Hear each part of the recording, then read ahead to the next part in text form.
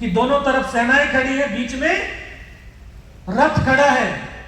कृष्ण भगवान अर्जुन को गीता का ज्ञान दे रहे हैं, जबकि अर्जुन दुनिया का सबसे बड़ा धनुर्धर था, पूरे विश्व को फतेह कर सकता था, लेकिन उस युद्ध क्षेत्र में आने के बाद वो भी हताश और निराश हो गया, उसका मन उदास हो गया और उसने हथियार डाल दिए। लेकिन हथियार डालते ही अपने जीवन की डोर को अपने जीवन के सारथी, अपने सखा, अपने मित्र कृष्ण भगवान के हाथों में सौंप दी। आपने पढ़ा होगा, सुना होगा, देखा होगा कि कृष्ण ने उसको उसके लक्ष्य तक पहुंचा दिया।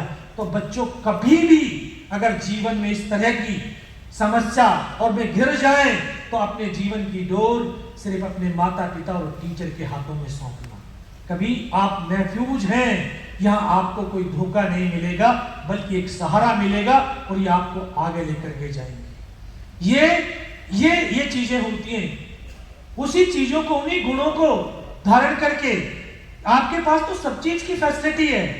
वहां तो आग की तप्त भट्टी, और आग जलाती नहीं, आग पिघलाती भी है, पिघलाती है। क्योंकि वहां एक सिविलियन को फौजी बनाना है, उसके भाव और भावनाओं को तब्दील करना है, परिवर्तित करना है और एक फौजी बनाना है। क्योंकि फौजी तो इस राष्ट्र का विश्वास और भरोसा होता है।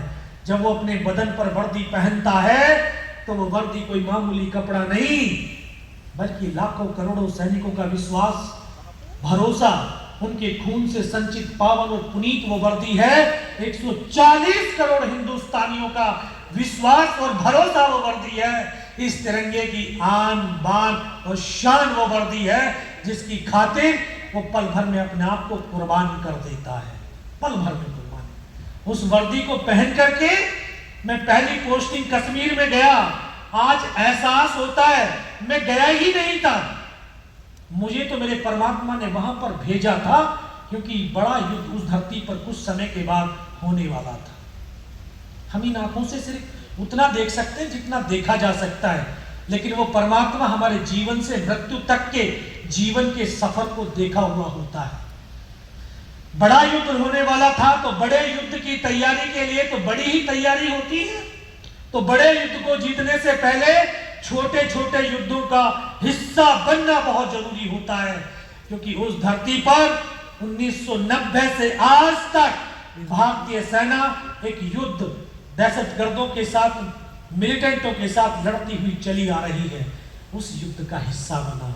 जो 11th वाले बच्चे हैं, इनको 2026 में बड़ा युद्ध लड़ना होगा ना, वही है ना आपका? यस या नो? आवाज कैसे होगी बेटा? सो तो नहीं गए? नहीं, गंभीर ज्यादा हो रहे। 26 में युद्ध लड़ना है। हर महीने आपके पास एक युद्ध होगा। इसका प्रोग्रेस टेस्ट, जो भी आपके टेस्ट होते हैं, हर टेस्ट में पार्टिसिपेट कीजिए, उस युद्ध को लड़िए, एनालिसिस कीजिए।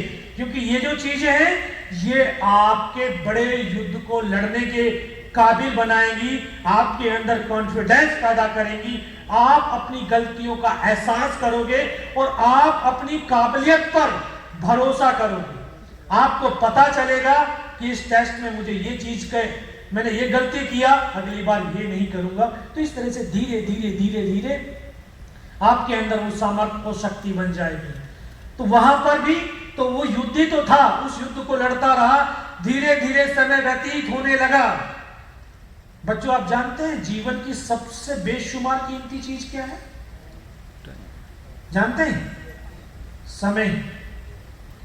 जीवन की सबसे बेशुमार कीमती चीज है। आज का एक पल अगर ये गुजर गया, कल पूरी दुनिया की दौलत से इस पल को खरीद नहीं पाओगे। और दुनिया में कोई ऐसा बड़ा धावक नहीं हुआ कि आज के इस बीते हुए पल को कल दौड़ करके पकड़ सके। कोई नहीं दौड़ पाएगा। और इस समय की बहुत बड़ी विशेषता है कि जो समय के साथ कदम से कदम मिला करके चला, तो ये समय उसको उसके लक्ष्य तक पहुंचा देता है। और इसकी और बड़ी विशेषता ये भी है, अगर आप रुक गए तो आपकी बाजू पकड़ करके ये साथ में चलने वाला नहीं है, आपको वहीं पर खड़ा हुआ छोड़ करके चला जाएगा। तो इसलिए समय के साथ कदम से कदम मिलाकर के चलते जाइए।